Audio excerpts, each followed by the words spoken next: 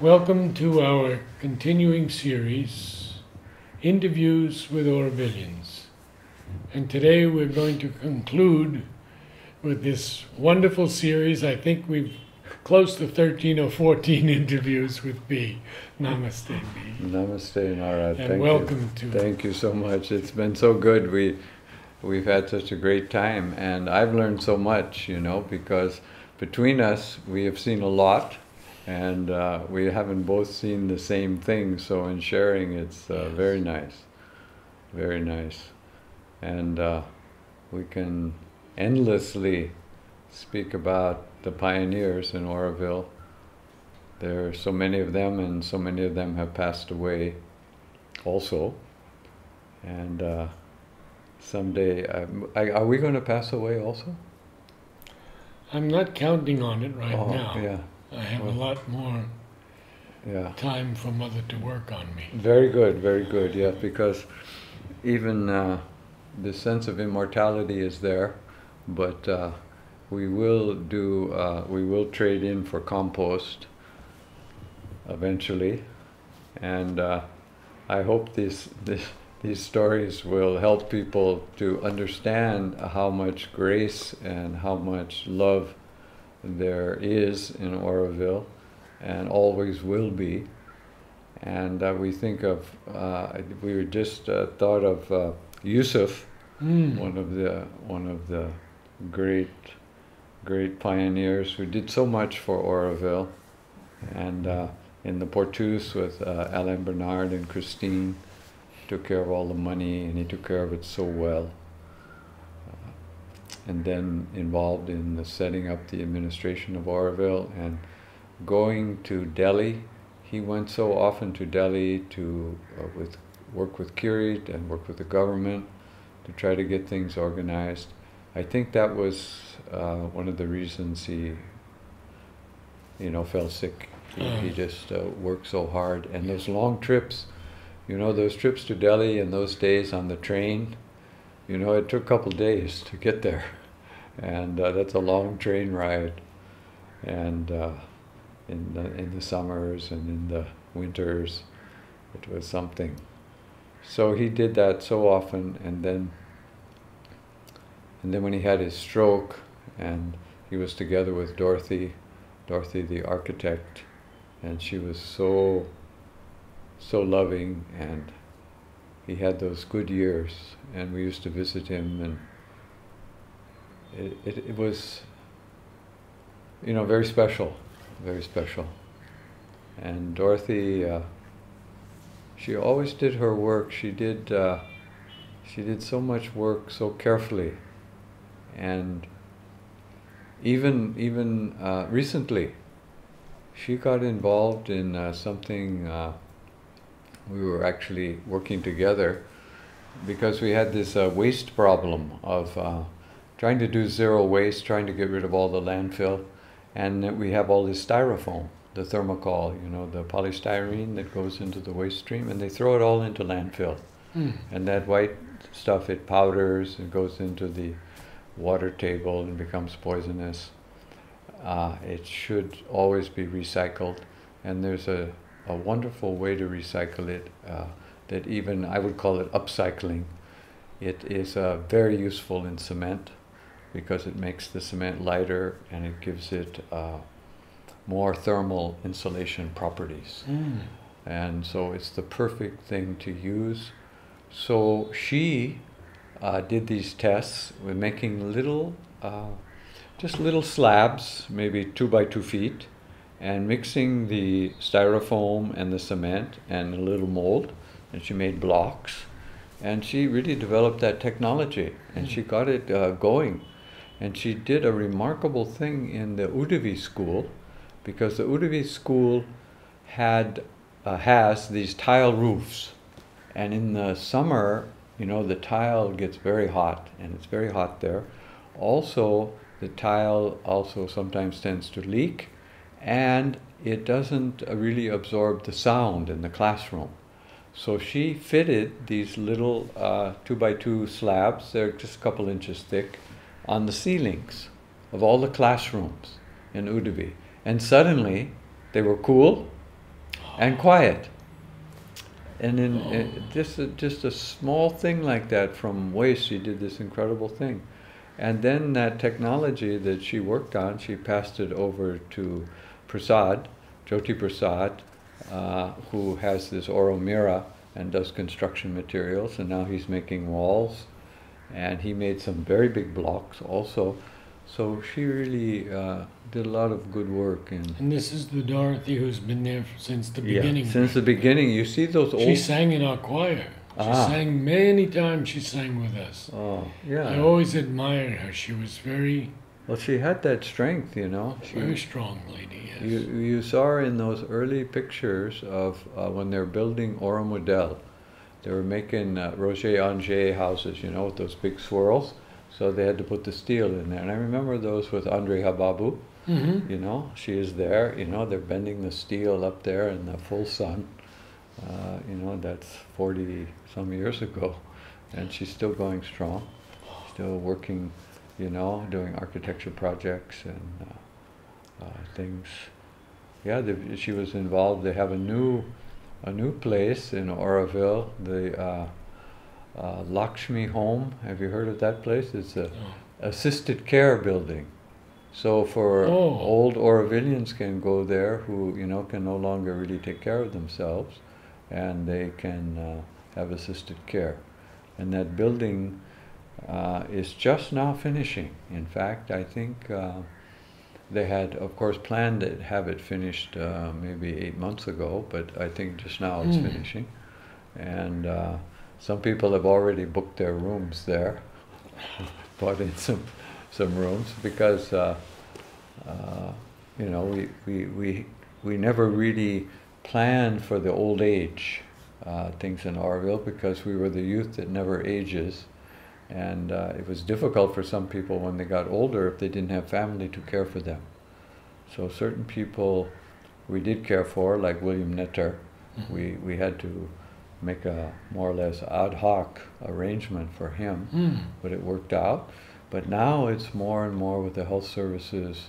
They're really getting all that together. So that is another nice feature, that in Auroville there's that understanding that people will age and they may need some help. I wanted to get back to Yusuf for just a moment. Yeah, sure. Do you recall that he was the finest tennis player in Auroville? No. He was the best. Oh, I didn't know that part. And now that you mention, I knew he played tennis, but I didn't realize. He could beat anyone. Oh, okay. Well, tennis was, of course, a whole subculture in Auroville. Yes. We could go on, and Chris Gray, of course, loved tennis.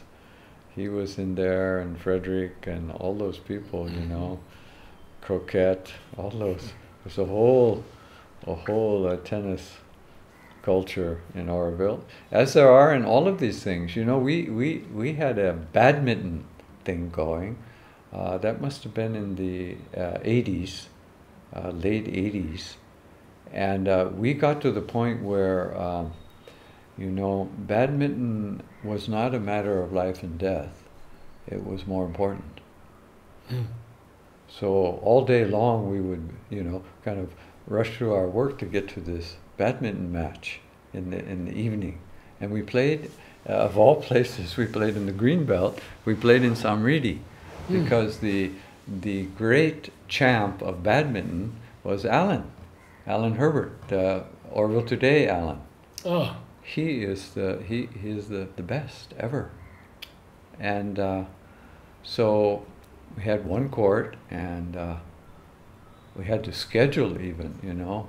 So many people wanted to play, and we had fierce competitions for years. For years it went on.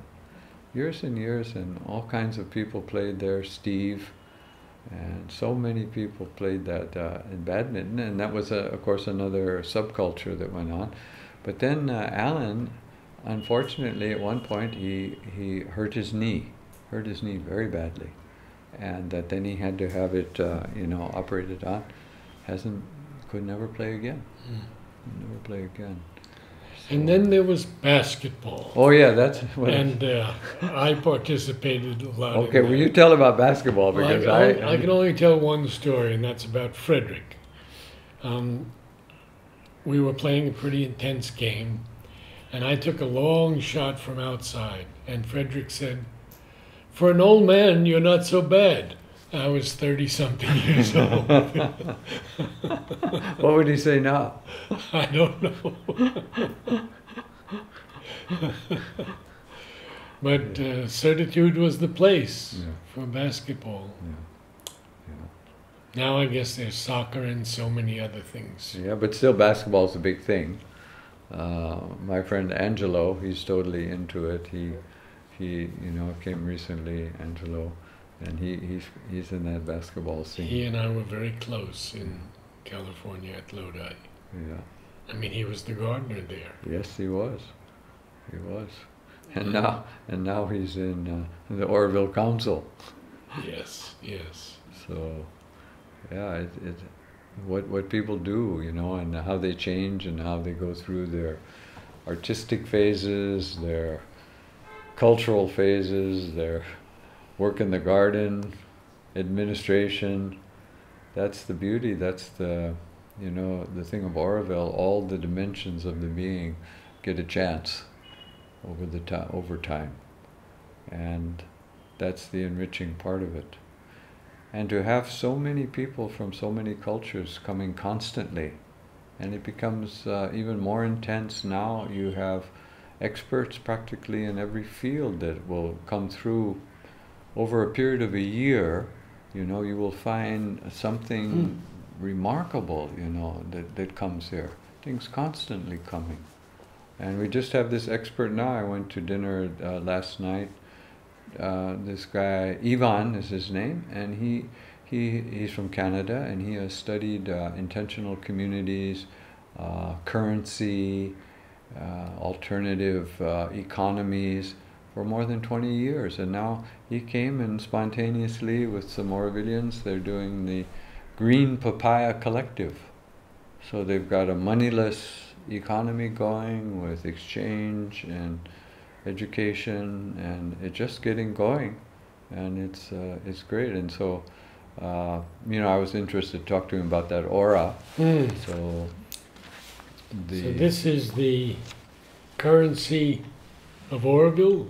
Well, it's the only one. It's the only one. I mean, if you want to count the rupee or the dollar or the euro, you can, but this one has the banyan tree on one side and the urn on the other, and all the symbols. It's this currency started on 2011, which was my birthday, and so we launched it, and it's legal. What happened was I had to go to the lawyer 3 times and make sure that I wouldn't go to jail, or Auroville wouldn't be arrested, or the foundation, or I wouldn't be deported. So it's a debit card, and debit cards are legal in India. So it's like a gift card. I called it a gratitude card, I think, and it's part of a group which I called it the, what did I call it? The collect, something, it's written there, I think, the cooperative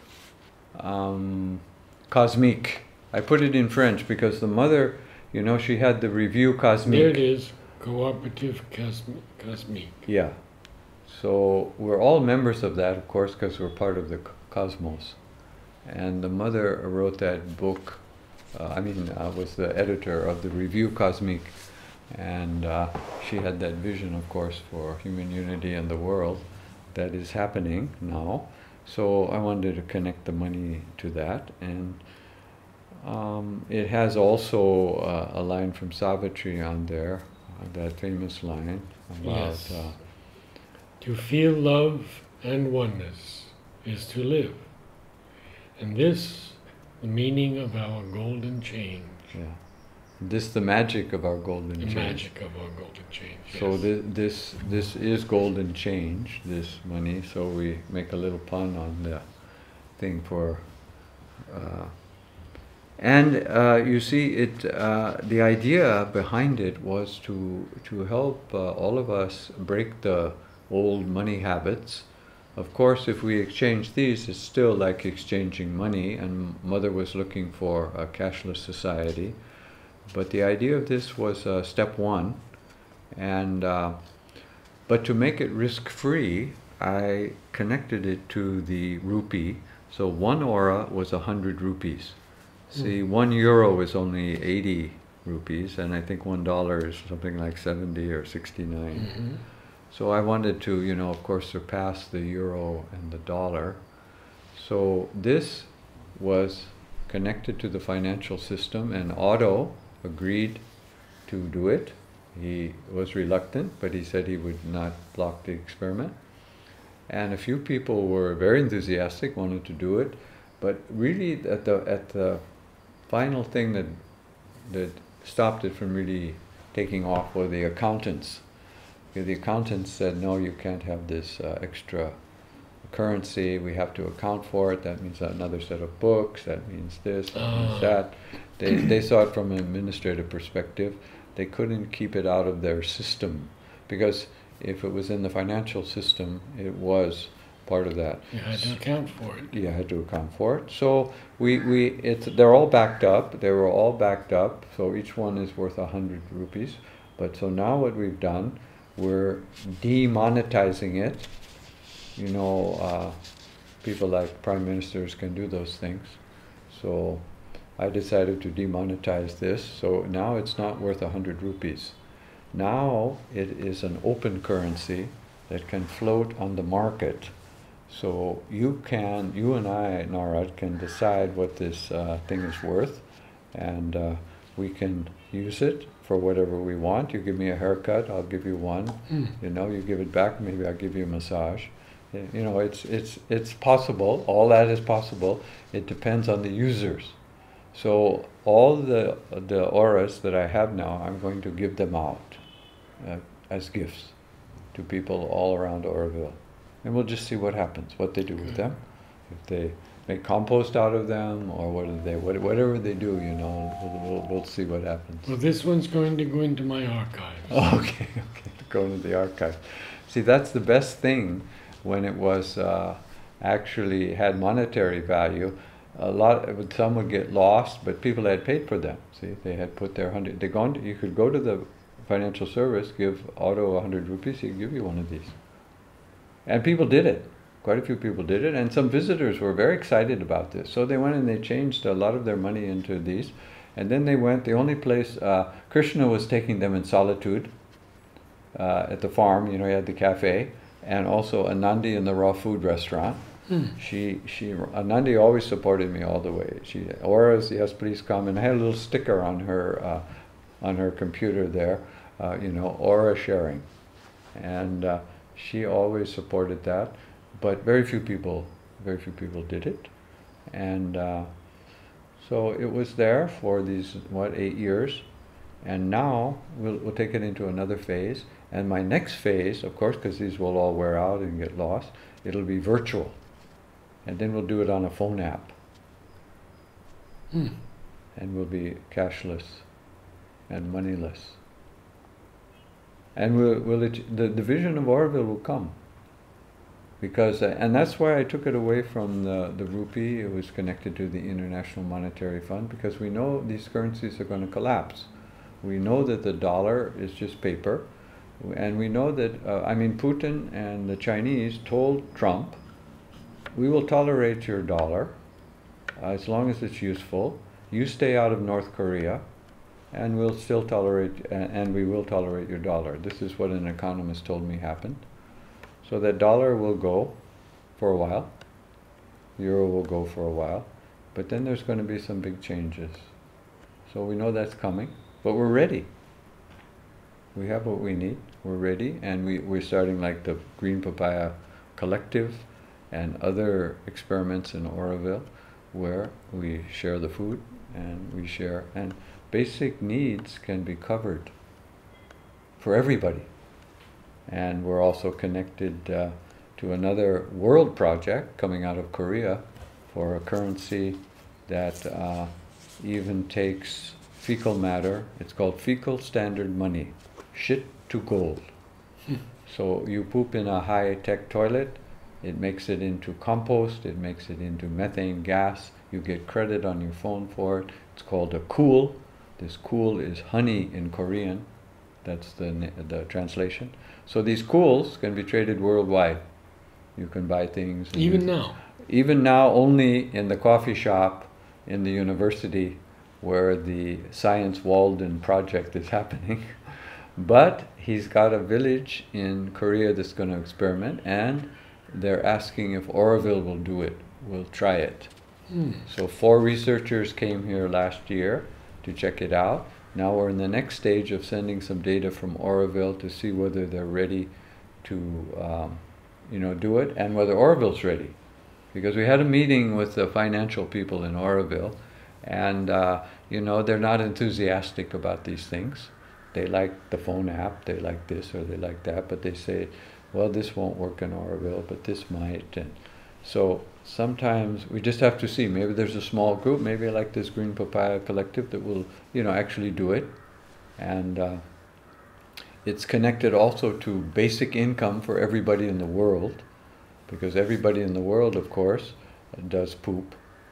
So this is the end of race discrimination, gender discrimination, any demographic generation, because all human beings do this one act, which is an act of value, because that so-called waste is extremely valuable as compost, as energy. So it's a change of consciousness that has to happen, and it can easily happen.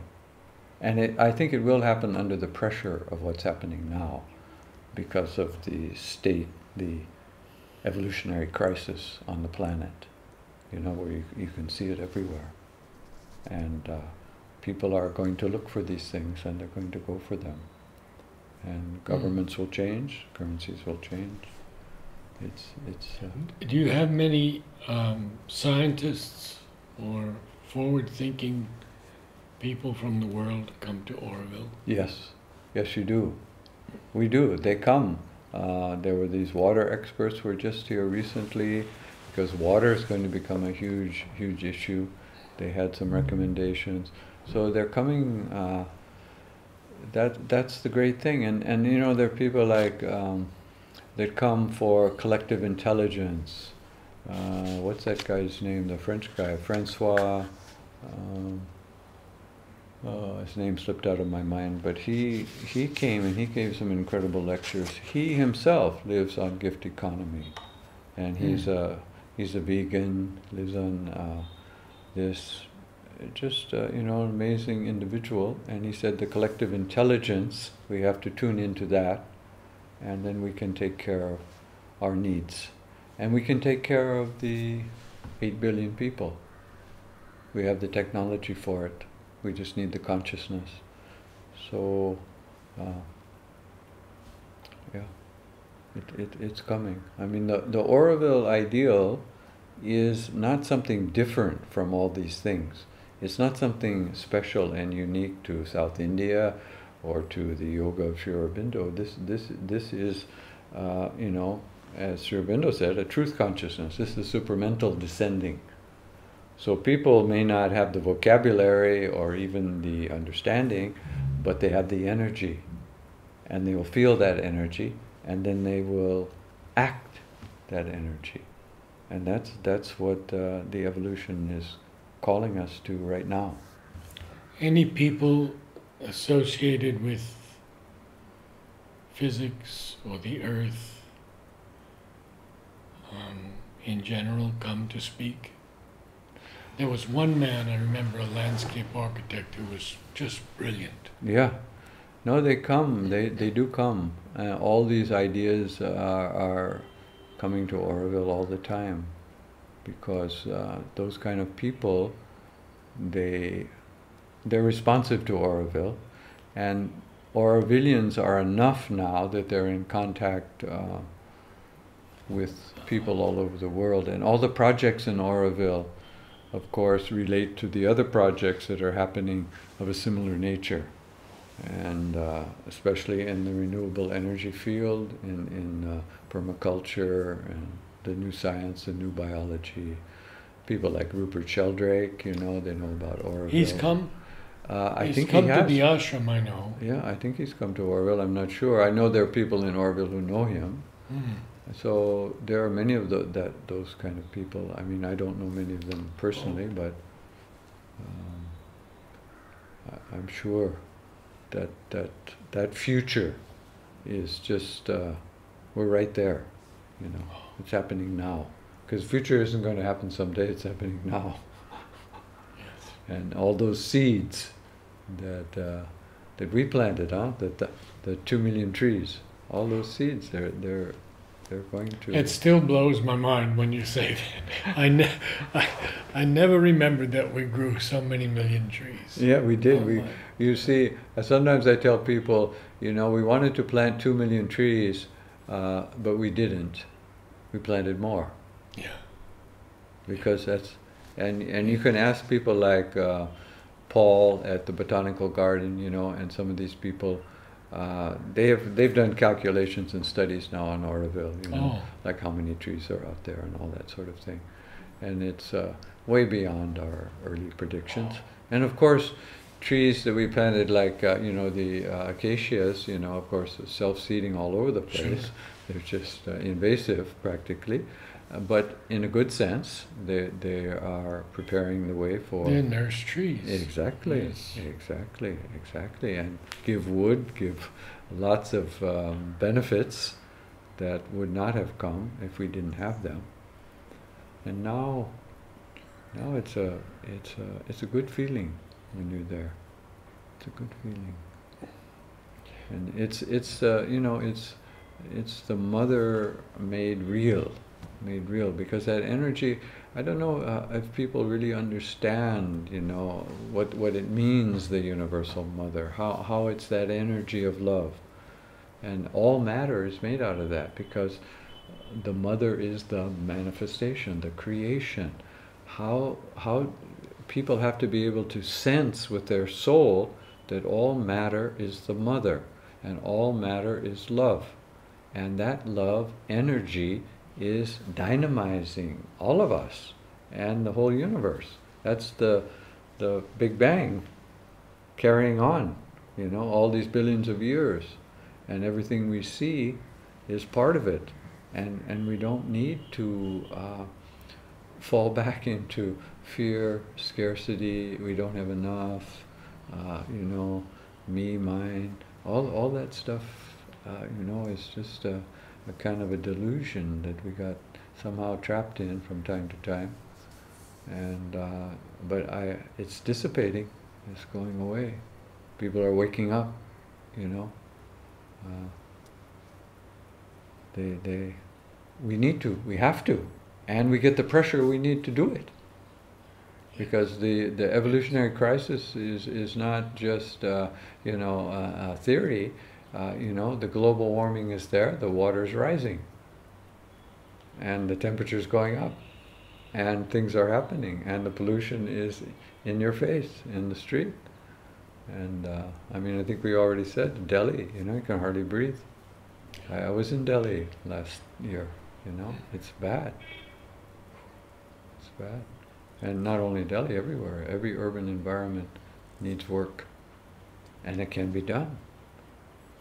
All these things can be done. That's it must be done. Yeah, it must be done. It will be done. It is being done. That's good. V, thank you so much. My pleasure. Thank you. All right. Thank you. It's been a wonderful session. It has. It really has. Namaste. Namaste.